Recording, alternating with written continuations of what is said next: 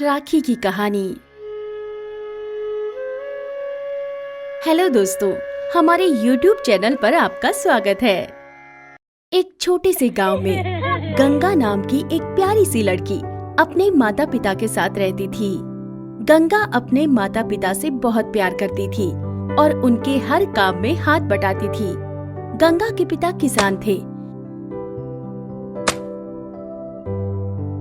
और अपने खेतों में तरह तरह की सब्जियां उगाते थे।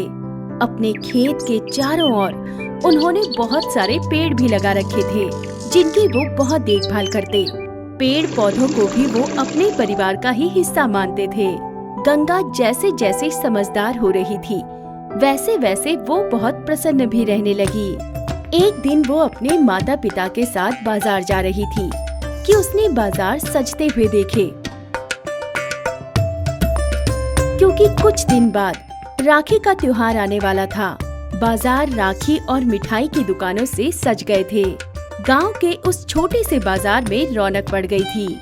सब लोग मिठाई, राखी और उपहार ले रहे थे। गंगा भी अपने माँ बाप के साथ बाजार में ये सब नजारा देखकर बहुत खुश हो रही थी। राखी की दुकान पर जब उसने सब लड़कियों को राखी खरीदते हुए देखा तो वो भी उत्सुक हो गई और उसका मन भी राखी लेने को करने लगा। माँ, देखो ना, सब लड़कियाँ राखी ले रही है। मुझे भी राखी लेके दो ना, मुझे भी लेनी है और अपने भाई को बांधनी है। तुझे क्या करना है? किसे बांधेगी तू राखी? तेरा तो अभी तक भाई है नहीं। नहीं माँ, मुझे नहीं पता, मुझे राखी लेनी है और अपने भाई को ही बांधनी है। अच्छा ठीक है, ले ले राखी, पर तू बांधेगी किसे? नहीं नहीं, मुझे लेनी है, मुझे लेके दो। अच्छा बाबा ठीक है, शांत हो जाओ, मैं ले देती हूँ राखी। भैया 2 राखी देना, ये लो पैसे। लो बहना, ये रहे बाकी के पैसे। ठीक है भैया। चल गंगा, बहुत जिद्दी होती जा रही है तू, ना पैसे की कद्र करती है ना बड़ों की। गंगा राखी पाकर बहुत खुश थी और सारे रास्ते अपनी धुन में ही उछल कूद करती हुई आ रही थी। पर गंगा की माँ उदास थी कि गंगा राखी तो ले आई पर बेचारी बांधेगी किसे। ये सब नजारा एक पेड़ के नीचे बैठे एक साधु बाबा देख रहे थे। गंगा को खुश और उसकी माँ को परेशान देखकर साधु बाबा ने गंगा को आवाज लगाई। गंगा, ओ प्यारी गंगा, इधर तो आ मेरी प्यारी बच्ची। कहाँ जा रही है इतनी खुशी में? गंगा, ओ बिटिया गंगा। साधु बाबा को हमारा नाम कैसे पता? जी साधु बाबा, आ रहे हैं। गंगा की माँ साधु बाबा को प्रणाम करती है, पर मन ही मन वो ये सोच रही थी कि ये राखी बांधेगी किसे। गंगा की माँ, चिंता मत कर, गंगा अपने भाई को राखी अवश्य बांधेगी। ये बात साधु बाबा को कैसे पता चली कि मैं गंगा किसे राखी बांधेगी इस बारे में सोच रही हूँ। व्यर्थ चिंता ना कर गंगा की माँ, ये ले एक बीज, ये तुम्हारे सब काम करेगा और घर में सुख शांति देगा।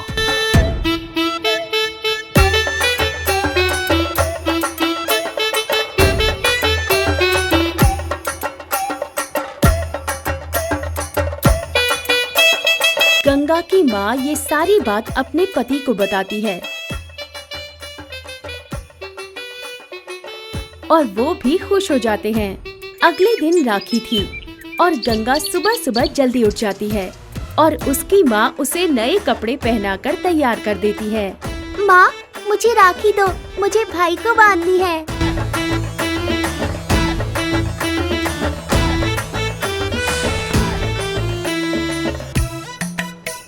गंगा की माँ उसे राखी का पैकेट देती है।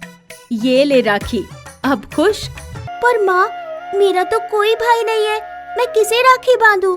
मेरा भाई कहाँ है? गंगा के माँ बाप उदास आंखों से गंगा की व्यथा देख रहे थे, पर गंगा के सामने हिम्मत नहीं हारते। गंगा को प्यार से समझाते हुए उसके पिता बोले, चल गंगा, मैं तुझे तेरे भाई से मिलवाता हूँ। चलो गंगा की माँ, आ जाओ बाहर। वो उसे खेत के एक कोने में ले जाते हैं। जहाँ वो साधु बाबा का दिया छोटा सा बीज बो देते हैं। गंगा बेटा, साधु बाबा ने ये बीज दिया है और यही तुम्हारा भाई है, तुम इसे ही राखी बांध दो। गंगा के पिता उस बीज को बो देते हैं, जिससे एक छोटा सा जादुई पौधा निकल कर आता है। गंगा की आंखों में जैसे चमक सी आ गई और बड़ी खुशी से उसने उस छोटे से पौधे को राखी बांध दी। माँ, आज मैं बहुत खुश हूँ, मुझे मेरा भाई मिल गया। धीरे धीरे पेड़ बड़ा होने लगा। गंगा अब घंटों पेड़ के साथ बातें करती रहती और पेड़ भी जैसे पत्ते हिलाकर उससे बात करता, जिससे गंगा बहुत खुश रहती। वो पेड़ भी जैसे गंगा की हर बात सुनता और उसे अपना आशीर्वाद देता। वो कई बार गंगा की झोली में फल गिरा देता था। गंगा कई बार पेड़ पर चढ़ती और गिरने लगती तो जैसे पेड़ उसे संभाल लेता था।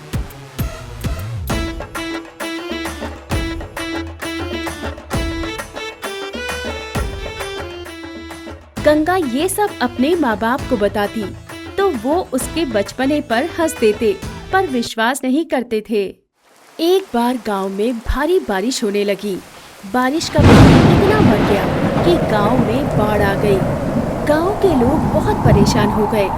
घरों में पानी भरने लगा और लोग सुरक्षित जगह ढूंढने लगे।